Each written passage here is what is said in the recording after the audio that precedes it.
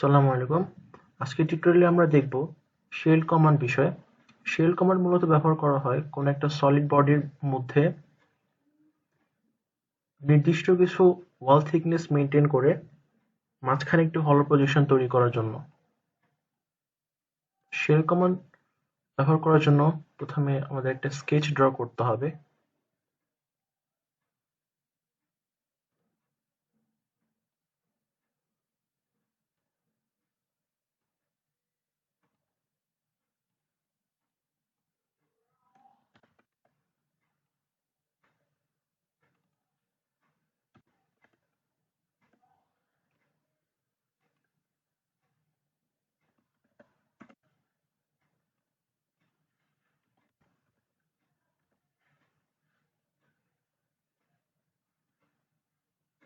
স্কেচটাকে আমরা এখন এক্সট্রুড করব।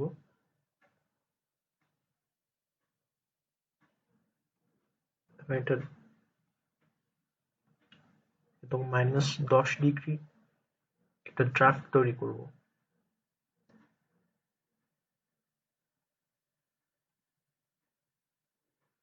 শেল কমান্ড ব্যবহার করার জন্য আমাদের একটা সারফেস সিলেক্ট করতে হবে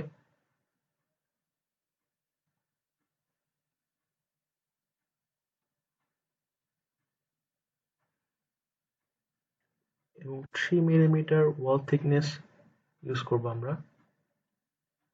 দেখা যাচ্ছে ভিতরে একটি হলো প্রজেকশন তৈরি হয়েছে।